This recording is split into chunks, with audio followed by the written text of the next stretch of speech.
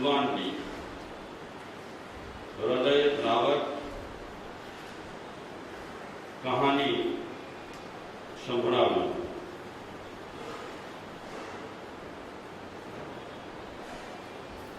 હૃદયને વિંધનારી મર્મભેદક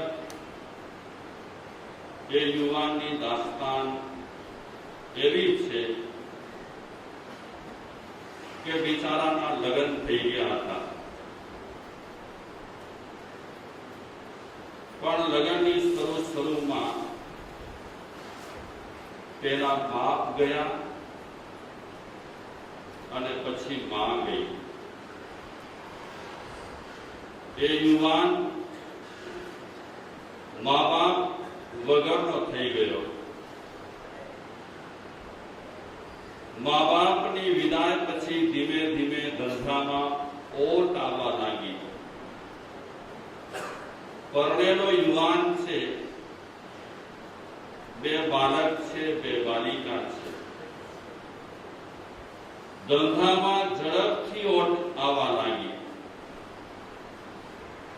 ઓટ આવતા આવતા આવતા એ યુવાન કરોડપતિમાંથી ફૂટપાથ પર આવી ગયો. દુકાન વેચી, વખાર વેચી, ઘર વેચ્યું. ફૂટપાથ પર રહેવાનો સમય આવી ગયો.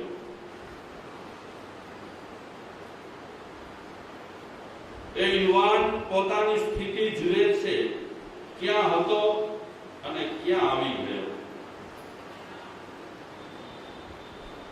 નોકરી રાખવા માટે કોઈ તૈયાર નથી.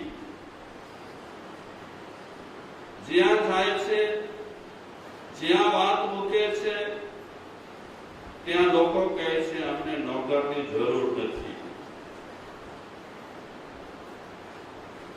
શ્રીમંતનો છોકરો સર્વિસ ઢૂંઢી રહ્યો છે અને કોઈ નોકરી રાખવા માટે તૈયાર નથી. એ યુવાનને ફૂટપાથ પર રહેતા રહેતા વિચાર આવે છે, ક્યાં હતા અને ક્યાં આવી ગયા. જ્યારે મારા મા બાપ હતા અને જ્યારે અમારી પાસે સંપત્તિ હતી ત્યારે અનેક લોકો અમારી પાસે આવતા. મારા પિતાજી અનેક સંસ્થાઓમાં દાન દીધા, અનેક લોકોને મદદ કરી, ગરીબોને ભોજન કરાવ્યા, જેને સર્વિસ મળતી ન હોય તેને સર્વિસ આપી. આજે એનો જ હું દીકરો ઘર વગરનો થઈ ગયો, ધંધા વગરનો થઈ ગયો. આહા, આવી મારી કરુણ હાલત. એ યુવાન ફૂટપાથ પર ટેમ્પરરી ઘર બાંધ્યો છે. બાજુમાંથી ગટર વહી રહી છે. એ ગટર પર એને ચૂલા ગોઠવવા પડ્યા છે, પણ ચૂલા શું કામના? સર્વિસ મળી નથી, પૈસા ઘરમાં છે નહીં. એ યુવાનની પત્ની યુવાનને કહે છે કે જાઓ સર્વિસની તપાસ કરો.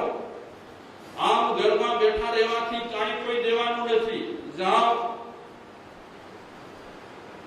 બિચારો નિરાંત લેવા માટે, શાંતિ લેવા માટે ઘરમાં બેસે છે તો એની પત્ની કહે છે બેસવાથી કોઈ ખાવાનું દેશે નહીં, જાઓ. વ્યક્તિ પાસે જ્યારે કાંઈ હોતું નથી ત્યારે ઘણી વખત ઘરની વ્યક્તિ પણ વ્યક્તિને પ્યાર કરતી નથી. ઘરની વ્યક્તિ પણ પ્યાર ત્યારે જ કરે છે જો એની પાસે કાંઈ હોય તો. પરિસ્થિતિ એવી ઊભી થઈ છે કે ઘરવાળી પણ એની સાથે ઝઘડા કરે છે. ઝઘડા એટલા માટે કરે છે કે આમ ને આમ તમે બાવડા બાંધીને બેઠા રહેશો તો આપણા 4 સંતાન રહેલા છે, શું ખાશે? આપણે શું ખાશું? જાઓ તમે તપાસ કરો. વિચારો, કાંઈક નિરાંત લેવા માટે ઘરમાં બેસે ત્યારે ઘરવાળીયા એક જ વાત કરે, બેસવાથી કાંઈ વળવાનું નથી, નીકળો બારે. અને એ વિચારો, પત્નીના કહેવાથી દુકાને દુકાને જાય છે, અનેક લોકોને પૂછે છે, કાંઈ કામ હોય તો મને બતાવો, કાંઈ ધંધો હોય તો મને કહો. બધા લોકો હાથ ખંખેરીને કહે છે, અમારી પાસે કાંઈ નથી. એ બિચારો યુવાન નિરાશ થઈ જાય છે. ઘરે જાઉં છું તો પત્ની મને તગડે છે, બિઝનેસની પૂછા કરવા માટે જાઉં છું ત્યારે લોકો મને તગડે છે.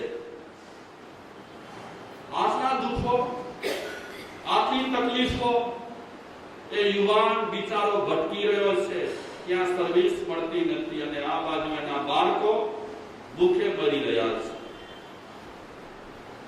આ વાત આપણે સાંભળીશું ત્યારે ખ્યાલ આવશે કે આ રામાયણ અનેક ઘરોમાં રહેલી છે. આ રામાયણ, આ દુઃખની રામાયણ અનેક વ્યક્તિઓના જીવનમાં બની રહી છે.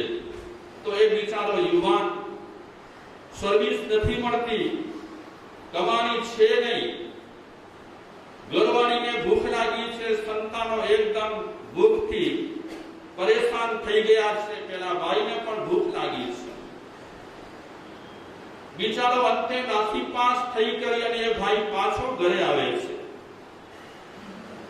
ઘરે આવેલો જોઈ કરી અને પત્ની પાછો એને તગડે છે કે જ્યાં સુધી ખાવાનું લાવશો નહીં ત્યાં સુધી હું તમને અહીં રહેવા નહીં દઉં. જાઓ, પેલા ખાવાનું લઈ આવો, પછી બીજી વાત કરવાને ઘરે બેસો. ઘર છે નહીં, બંગલો છે નહીં, ફ્લેટ છે નહીં, એક તાલપત્રીનો ઘર બનાવી કરી, પ્લાસ્ટિકની પટ્ટીનો ઘર બનાવી કરી અને બિચારા એને ઘર નામ આપ્યું છે, બાકી ખુદનું કાંઈ નથી.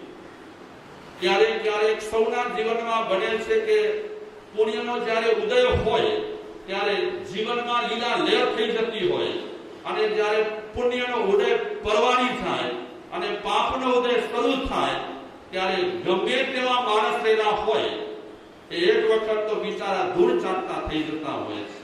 ઘર વખરી વેચવી પડે, ઘર વેચવા પડે, દુકાનો વેચવી પડે, બધી રીતે પાયમાલ થતા હોય છે. અને એક વાત આપ સૌ જાણો છો, માણસને દુઃખ હોય તો દુઃખો ખેંચાઈને માણસ પાસે આવે, ખેંચાઈને આવે. ઓ 2-5 દુઃખો રહી જતા હોય પણ દોડીને આવે કે આ બાકી છે. અને માણસ પાસે સુખ રહેલા હોય તો સુખો ખેંચાઈને આવે કે ચલો આપણી પણ ત્યાં કદર થશે. દુઃખ હોય છે ત્યારે માણસો પર દુઃખ ત્રાટકતા હોય છે વધારે ને વધારે, અને સુખ આવતા હોય છે ત્યારે માણસ પાસે સુખો રહેવા માટે ઈચ્છતા હોય છે. તો અત્યારે એ ભાઈના જીવનમાં દુઃખ અને દુઃખ સિવાય કાંઈ નથી. 2-5 દુઃખો બાકી રહેલા હોય પણ દોડી કરી અને ભાઈને વળવી પડે છે કે અમે હજી બાકી રહેલા છીએ. તો ઘરવાળીએ ખાવાની માંગણી કરી છે, ખાવાનું લાવ્યો નથી અને એને પાછો તગડે છે. ઘરવાળી એટલા કજિયા કરે છે, કજિયાખોર હતી નહીં પણ કજિયાખોર થઈ ગઈ. ક્યારેક પાપનો ઉદય થતો હોય ત્યારે વ્યક્તિ કજિયાખોર હોતો નથી પણ કજિયા કરતો થઈ જતો હોય છે. પાપ એને એવું કરાવતા હોય છે. આપણે જે રીતે ધારીએ છીએ તે રીતે પાપ એકદમ માણસને સમજીને ચોંટતા નથી. ક્યારેક તો પાપ છે ને માણસને અણસમજે ચોંટી જતા હોય છે. ક્યારેક આપણને એમ થાય આવું તો મેં ખરાબ કાંઈ કર્યું નથી અને આવી મારી પરિસ્થિતિ થઈ જાય. માણસ જ્યારે પાપ કરતો હોય છે ત્યારે ઘણી વખત આંખો બંધ કરીને પાપ કરતો હોય છે, પણ એ પાપનો જ્યારે ઉદય થતો હોય ત્યારે ચારે બાજુથી એના પર પાપો ત્રાટકતા હોય છે. તો આ ભાઈને ઘરમાં એની પત્ની રહેવા દેતી નથી. એક બનાવેલું ઘર છે, ખુદનું કાંઈ નથી, તે છતાં પણ એની પત્ની કહે છે કે આ ઠેકાણે હું તમને બેસવા નહીં દઉં. જાઓ, પેલા ખાવાનું લઈ આવો, પછી બેસો. આપણા 4 સંતાન ભૂખને કારણે તડવડી રહ્યા છે. મને પણ ભૂખ લાગી છે, ક્યાં પણ તપાસ કરો, ક્યાં પણ પ્રયાસ કરો અને ખાવાનું લઈ આવો. એ ભાઈ કંટાળી ગયા કે મા બાપ તો ગયા, ધંધો તો ગયો, ઘર તો ગયો, દુકાન તો ગઈ, હવે ઘરવાળી પણ મારાથી ગઈ. બે આશ્વાસન, બે શબ્દ કહેવા માટે તૈયાર નથી અને સીધે સીધો હું બેસું ના બેસું અને મને તગડે છે. એ ભાઈ વિચારે છે કે આ પરિસ્થિતિ હોય અને મારા આ સંજોગ રહેલા હોય તો હવે તો એક જ રસ્તો રહેલો છે અને એ રસ્તો ઘણા નબળા બનવાના નક્કી કરતા હોય છે. એવો એક રસ્તો આ યુવાને નક્કી કર્યો. શું કરવું? આપઘાત કરવા માટે નીકળ્યો. ક્યાંથી નીકળે? ઘર તો હતો નહીં, નીકળેલો હતો પહેલેથી જ, પણ એને નિર્ણય કર્યો કે હવે આપઘાત એ જ મારા માટે સારામાં સારો રસ્તો. આપઘાત કરવા માટે એને ફાઇનલ કર્યું, પણ એને વિચાર આવ્યા કે મરી તો જવું જ છે. આમ તો સૌને જન્મ્યા છે એને મરી તો જવું જ. મરતા પહેલા જેટલા આપણાથી સારા કામ થાય તેટલા શું કરવાનું? કરી મરવાનું તો છે, ફાઇનલ જ છે. ગમે તે ના પાડશે, ગમે તેવા આશીર્વાદ આપશે, ગમે તે વ્યક્તિ, મરવાનું ફાઇનલ છે. મરવાનું ફાઇનલ છે, આપણને ખબર છે. તે છતાં પણ ઘણી વખત આપણાથી સારા કામ થઈ શકતા નથી. એ ભાઈ વિચારે છે ચલો મરતા મરતા એક સારો કામ કરતો જાઉં. આ વિચારે છે ત્યારે ચાલતા ચાલતા એક મંદિર આવ્યો. સારું કામ એટલે શું? એને વિચાર્યું કે મંદિરમાં જઈ આ આપઘાતની વાત ભગવાન પાસે મૂકું. ગયો મંદિરમાં. જીવનથી હારેલો માણસ છે, તે છતાં પણ ભગવાન પાસે જઈ કરી દર્શન કરી અને ભગવાનને કહે છે મરવા માટે નીકળ્યો છે. ક્યાંક એવો ઠેકાણો મળશે, ગમે તે પ્રયાસ કરીને મારે પ્રાણ છોડી દેવા છે. પણ કાકડુડી કરી. માણસ દુખી હોય ત્યારે એની કાકડુડી અલગ રહેલી હોય અને માણસ સુવિધાથી ભરેલો હોય ત્યારે કાકડુડી એની અલગ રહેલી હોય. સુવિધા હોય ત્યારે બહુ કાકડુડી ન કરે. સુવિધા જ્યારે જોઈતી હોય ત્યારે માણસ કાકડુડી કરે. ભગવાન પાસે એને અરજ કરી, એવી અરજ કરી, હૃદયથી અરજ કરી એને મરવા જાઉં છું. અમારું જીવન અત્યારે ધનોત થઈ ગયું છે. એ સમયે મૂર્તિમાંથી એક દેવ પ્રગટ થયા. આનાથી પણ વધારે પ્રકાશ થઈ ગયો. ગણાભાઈને આશ્વાસન મળ્યું કે મરવા જાઉં છું અને મરવા ટાંકણે મૂર્તિમાંથી એક દિવ્ય પુરુષ પ્રગટ થયો છે. એ દિવ્ય પુરુષ હાથ ઊંચો કરી અને પેલા ભાઈને કહે છે, યુવાનને, કે હું તારા પર પ્રસન્ન થયો છું.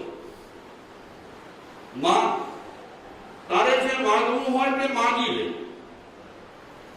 મરવા માટે નીકળેલો માણસ, તેના પર દેવ પ્રસન્ન થયા છે અને માંગવાનું કહે છે. પણ મૂંઝાયેલો માણસ છે. મૂંઝાયેલો માણસ એ ઘણી વખત તરત જ માંગી શકતો નથી. આપણને પણ ઘણી વખત રાતના સપનામાં આવા દેવો આવે છે અને કહે પણ છે આપણને કે માંગી લો અમિતભાઈ, જે જોઈએ તે માંગી લો. પણ મૂંઝાયેલા છીએ આપણે, એટલે ફાઇનલ કરી શકતા નથી અને કહી શકતા નથી કે આજ મને ખપે છે. હજી ફાઇનલ આપણે કર્યું પણ નથી શું ખપે છે તે દોડ ચાલુ છે આપણી. જેટલું ભેગું થાય તેટલું ભેગું કરી લેવાનું. પણ એવું ફાઇનલ આપણે નથી કર્યું કે આ બધું ભેગું શા માટે કરવાનું. માંગવાની વાત કરી એટલે પેલો યુવાન કહે છે દેવને કે મને આનંદ છે કે બરાબર જ્યારે હું આપઘાત કરવા માટે જાઉં છું ત્યારે તમે પ્રગટ થઈ કરી અને માંગવાની વાત કરી છે, મને હિંમત આવી ગઈ છે, પણ હાલ મારી પરિસ્થિતિ નથી કે હમણાં ને હમણાં હું માંગી લઉં. દેવે કીધું તારી પરિસ્થિતિ ન હોય તો 2 દિવસની મુદત, 2 દિવસ કાફી છે.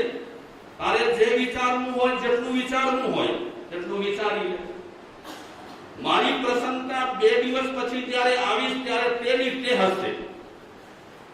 પેલો ભાઈ નીકળ્યો મંદિરમાંથી, બહુ રાજી થઈ ગયો, મરવાનું ભૂલી ગયો, આપઘાત કરવાનું ભૂલી ગયો. હવે દેવ પાસે મારે માંગવું શું? આ તો આપણી સામે પ્રગટ નથી થતા. દેવ દેવીઓ સારું છે, સારું છે ભાઈ. દેવ દેવી પ્રગટ થઈ જાય ને પેલા તો મોતિયા મરી જાય. સમજો ને, મોતિયા મરી જાય છે કાંઈ થોડી ઘણી નજર હોય ને, એક નજર પણ ચાલી જાય. કારણ કે એ દિવ્ય તત્વોના પ્રકાશ પણ આપણે જીવી ન શકીએ, બેબાકડા થઈ જઈએ, મૂંઝાઈ જઈએ. ભલે માનીએ છીએ બધાને, પણ પ્રગટ નથી થતા. એ દેવ કે દિવ્ય તત્વો એ સમજી સોચીને પ્રગટ નથી થતા કે આપણી એટલી પકડવાની, ગ્રહણ કરવાની, જીવવાની અને જોવાની તાકાત પણ નથી. અત્યારે જે ચાલે છે તે બરાબર છે અને જેટલું ચાલે છે તેટલું બરાબર છે. ત્રેવડ ન હોય ને ઘણું કાંઈક વળી જાય તો મુશ્કેલીમાં આપણે પડી જઈએ. તો એ યુવાન વિચારે છે કે મારે માંગવું શું? આગળ નીકળે છે. એક સરસ મજાનો બંગલો જોયો. બહારથી યુવાન વિચારે છે કે આ બંગલામાં રહેનાર માણસ કેટલો સુખી હશે. જોવું જરાક. અગર માણસની મુલાકાત થઈ શકતી હોય તો એ માણસ સાથે થોડી વાતચીત કરું, થોડી એની સાથે ચોખવટ કરું અને પછી નક્કી કરું કે આ માણસ પાસે જે છે તે મને જોઈએ છે, પછી માંગું. બંગલાના દ્વાર પાસે આવ્યો. કપડા ફાટેલા તૂટેલા છે, એની આખી આકૃતિ બગડેલી છે. બંગલાનો માલિક મારે ઉભેલો છે. પેલો યુવાન ચોખવટ કરે છે કે હું ભીખ માંગવા માટે નથી આવ્યો, પણ કાંઈક તમને પૂછવા માંગુ છું. પેલો શેઠિયો એ યુવાનને કહે છે શું પૂછવું છે પૂછ. એટલે યુવાન પેટ છૂટી વાત કરે છે કે મારા પર દેવ પ્રસન્ન થયા છે, માંગવાની વાત કરી છે, 2 દિવસની મુદત આપી છે, તમારો બંગલો મેં જોયો, બહુ સરસ લાગ્યો, એટલે હું એ દેવ પાસે તમારા જેવા સુખ માંગુ. શેઠિયો કહે છે મહેરબાની કરી અને મારા જેવા સુખ માંગતો નહીં. તમારા જેવા સુખ ન માંગુ કે ના, બિલકુલ નહીં. બહુ દુખી છું. અરે શેનાથી દુખી? દેખીતી રીતે તો તમારો બંગલો બહુ સરસ લાગે છે અને તમારા ગાલ બાળ અને લાલીમાં જોઉં છું એ પણ બહુ સરસ લાગે છે, તો તમે દુખી કઈ રીતે? એ શેઠ કહે છે યુવાનને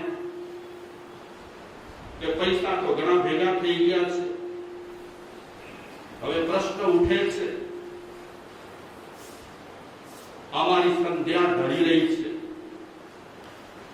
અને અમે હવે નજીક નજીક જઈ રહ્યા છીએ. કોની નજીક નજીક? ભગવાનની નજીક નજીક નહીં. હવે મૃત્યુની નજીક નજીક નજીક જઈ રહ્યા છીએ.